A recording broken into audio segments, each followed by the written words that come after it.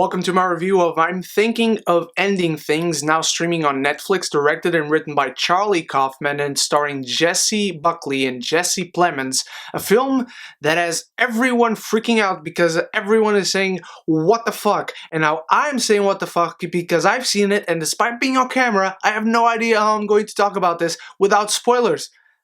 But let's talk about it. The film follows a young woman and her boyfriend as they travel to his parents' secluded farm. Upon arriving, she comes to question everything she thought she knew about him and basically everything. This film is tricky. This film is like a puzzle, and you have to watch every single piece come together from beginning to end. This is a film that from the very get-go garners your attention. The very trailer has you intrigued and thinking, what in the actual fuck is happening? I know I'm swearing a lot in this film, but my god, Charlie Kaufman crafted an immensely intricate and layered piece of film that is very fun to dissect. And once you start to dissect it, the film becomes even more fun to question, okay, what was this piece right here, and what was this character doing right here, and what did he mean by when he said this certain thing? It's a film that wins and wins and wins points every time you find out something more about it. But let's talk concrete stuff, like basic filmmaking stuff that really works in this film. Cinematography, beautiful camera work in this film. It's haunting, it's awkward, it's tense, it's weird, it's off-putting. All of these, but very precisely handled. The performances as well are wonderful. Toni, Collette, Thewlis, Jessie Plemons, but my god, I need to see Jessie Buckley winning some awards. I don't know what awards. I'm sure she's not going to get Oscar nominated. Like, I don't agree with that, but it's just how I see things going. But she needs to be nominated for stuff, people. You feel so bad for her character wanting to let this thing out but not being able to for one reason or the other, and seeing traverse this weird tapestry of an evening and these weird encounters with these very, very weird people is extremely entertaining to watch, but at the same time very irritating in a very purposeful way. There's this constant sense that something's not right, something is missing here, or maybe you're not seeing things as you're supposed to be seeing them. And that's classic Kaufman, playing with your mind, playing with perception and with reality, and with the fragmentation of someone's mind. This film has a lot going for it. I want to talk about what this film is about, and I'm going to keep it brief. I'm going to keep it as surface level as possible without going into specifics because I don't want to ruin anything for you. So if you just want to go into this film clean, do go and watch it and do come back here later. I just don't know of a way to talk about what this film is about, even without spoiling the major things that happen in this film, without giving nothing away. So please do go watch it, then come back. Let's go. So I'm Thinking of Ending Things makes you believe that the young woman is the main character, but it's actually her boyfriend, Jake.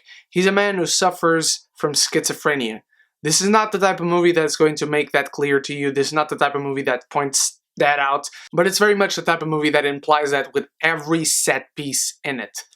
From the characters, the interactions, and how they're connected to each other, and the events of the film from beginning to end, the little references that happen throughout and then that have visual payoff, like actual scenes get paid off by something they said earlier as a setup that you didn't even notice going in. Jake is a man that was raised surrounded by books and movies and poems and music and just art all around him and pop culture, and so he's influenced and his mind is fragmented because he's trying to build a perfect life, a safe life around him, and it doesn't really work. There's no perfect way around it. There's no way around ending things as the young woman, who is nameless in this film, wants. And the setup is intriguing, the build-up is nerve-wracking, the payoff is mesmerizing in this film. It goes in all these sorts of different directions that you don't see coming,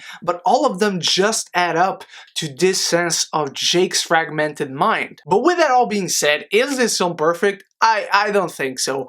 I find conflict very lacking, especially when it comes to what we learn at the end of the film.